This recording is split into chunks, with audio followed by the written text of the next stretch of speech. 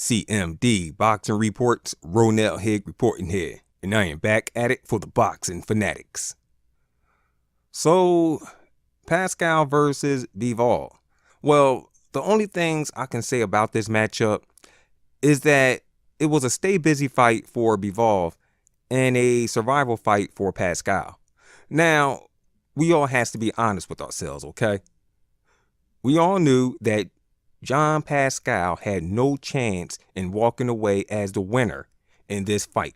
I mean, really, this fight was just really a test for both fighters. For Bivol, it was a test to see if he was skilled and strong enough to be the second man to stop John Pascal. I mean, let's not forget that Bivol is in comparison of Sergey Kovalev, who was the first and only man to stop John Pascal. And we all know that Kovalev was considered as a monster at the light heavyweight division.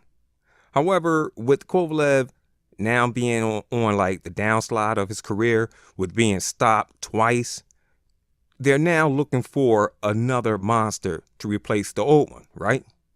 But from the way it looks, Bivol is not the next big scary guy at the light heavyweight division. He's nowhere near it.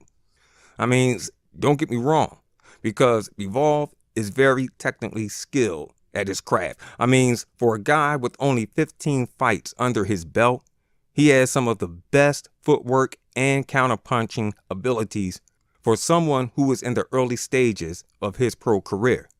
Now, for John Pascal, he may have lost the fight, but he did something that Bivol couldn't do, and that's pass the test that was set up for this fight, okay?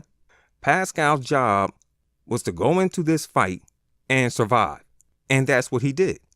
However, there were a few moments in the fight, like when Pascal tried to be his old self again by, dropping combinations and bringing on some pressure, but it was short-lived. I mean, really, we have to remember, the guy is 37 years old, and in tonight's fight with Bivol, he looked every bit of 37.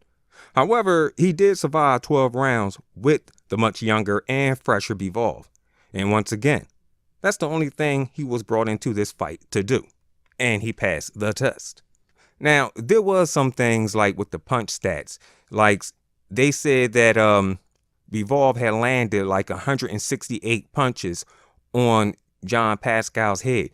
That's a bunch of BS, because if that was the case, John Pascal's face would have looked way different than it did tonight, okay? He would have looked busted up, all right? Now, both these guys, walked away looking, A-okay. They didn't have like a closed eye or anything like that. I mean, John Pascal didn't look nothing like he did after he had faced Kovalev, all right? I mean, he still looked nice and fresh in this fight, and so did Bivol, but it looked like Bivol had like a black eye as well.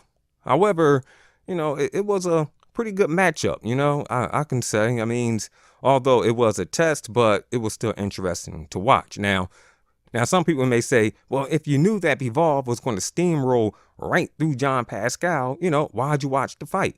Well, hey, I'm a boxing fan, all right? And this was boxing. And Bivol didn't really steamroll right through Pascal, all right? The fight was, competitive in some stages and whatnot. And like I said, it was a test. And, hey, one guy won the fight and one guy won the test. You know what I'm saying? So, like I said, it was a pretty good fight. But when is HBO getting out of the boxing business? Now, at first I thought that the Daniel Jacobs fight would be the last one. But then they came up with the John Pascal versus Bivol. So now I'm thinking this might be their last one. But they have another one coming up next month, okay? With, who was it? Chocolatito and some female fighter. Really can't, think of her name offhand. But yeah, maybe 2018, may be the last year for HBO. When 2019 roll around, they might just go ahead and just roll out of boxing. So anyways, that's my take on this CMD Boxing Reports, and I'll catch you on the next one.